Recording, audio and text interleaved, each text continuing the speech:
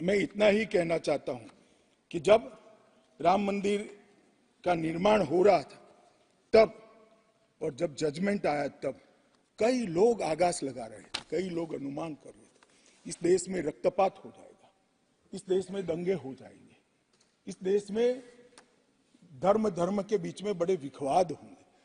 मगर मैं आज इस सदन को कहना चाहता हूं, ये भारतीय जनता पार्टी की सरकार है, नरेंद्र मोदी इस देश के प्रधानमंत्री। कोर्ट के जजमेंट को भी जय पराजय की जगह सबकी मान्य न्यायालय के आदेश में परिवर्तित करने का काम मोदी जी के दूरदर्शी विचार ने। और उसके बाद जब समय आया, निर्माण के बाद जब समय आया, मान्यवर उनको न्योता मिला कि वो आकर भूमि पूजन करे। 130 करोड़ की जनता के वो जनप्रतिनिधि हैं। न्यास ने उनको नेतृत्व करने का, जनता का प्रतिनिधि के नाते जब मौका दिया शिलान्यास करने का, तब मोदी जी के जो पूरा आचरण है इसको ध्यान से देखना चाहिए। मान्यवर वो आचरण आने वाले अनेक सैकड़ों सालों तक दुनिया के सामने रहेगा और दुनिया के सामने इससे कई लोगों को प्रेरणा भी मिलेगी। मान्यवर हम सब ने आचार्य गोविंद देव गिरि जी ने जो वक्तव्य दिया वो सुना है।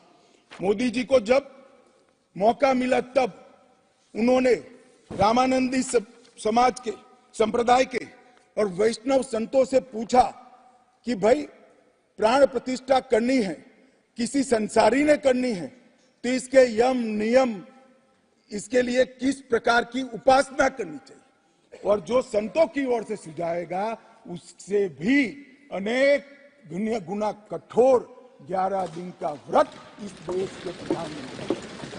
मान्यवर 11 दिन तक सैया पर नहीं सोना, 11 दिन तक केवल नारियल पानी के साथ उपवास करना, 11 दिन तक पूरा समय राममय, राम भक्ति में रचे बसे रहना और जीवन की उस वक्त की हर सांस को राम के साथ जोड़कर राममय बनकर प्राण प्रतिष्ठा करना। मान्यवर ये 11 दिन में मां सबरी, गिलेरी, वानर, भालू, जटायु, ये सब के साथ जुड़े हुए देश भर में जो राम के स्थान थे, वहां जाकर राम के काज के लिए गिलहरी जैसा भी योगदान देने वालों को श्रद्धा पूर्वक प्रणाम करने का काम प्रधानमंत्री। राम मंदिर का जब भूमि पूजन का समय आया, कोई पॉलिटिकल नारे नहीं लगाए, ना मोदी जी ने इसका नेतृत्व पॉलिटिकली किया, ना हमारी पार्टी ने किया।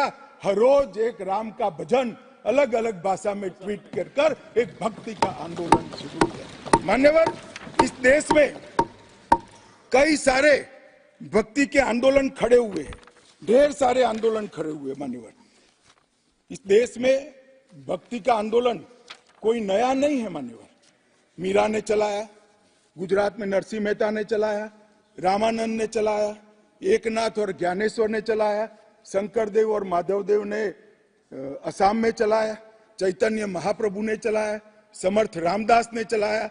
ये सब भक्ति आंदोलन ने समय समय पर देश को मजबूत करने का काम किया है, सनातन धर्म को टिकाने का काम किया है और सनातन धर्म के प्रति सबकी आस्था को बंधाने का काम। घनघोर अंधेरी रात में एक ध्रुव तारे की तरह ये भक्ति आंदोलन ने देश के जनमानस का नेतृत्व किया। भारत के ही छोर में 10 सिख गुरुओं ने अनेक प्रकार के बलिदान, एक दशम पिता ने तो अपना सर्वस्व दान कर दिया। इस प्रकार के त्याग की भी इस देश की परंपरा रही, परंतु ये समग्र भारत के हजारों साल लंबे सांस्कृतिक और राजनीतिक इतिहास में एक शासक ने, एक जनता के व्यक्ति ने, एक जनता के प्रतिनिधि ने अपने यम, नियम, तप और उपासना से भक्ति चेतना की जागृति की, तो इसका एकमात्र घटना नरेंद्र मोदी जी ने की। और मैं तो स्वयं अनुभव कर रहा हूं। मैं उस दिन बैठा था लक्ष्मी नारायण मंदिर में, दिल्ली में बिरला मंदिर में, जो जनता थी, जो लोग थे, सबकी आंखों में आंसू थे। पूरा देश राममय हो गया था और जय श्री राम के नारे लगा रहा। मान्यवर, मोदी जी ने बड़ी शालीनता के साथ विजय के, पराजय के कोई भाव के बगैर जय श्री राम के युद्ध के नारों से पूरी दुनिया जानती है। जय श्री राम की वानर सेना का युद्ध का घोष था, पूरी दुनिया जानती है। जय संघर्ष चला तब जय श्री राम चला, और मंदिर बना तो जय सिया राम हो गया। संघर्ष से भक्ति की यात्रा पूरे देश को आगे ले जाने वाली यात्रा है। मान्यवर,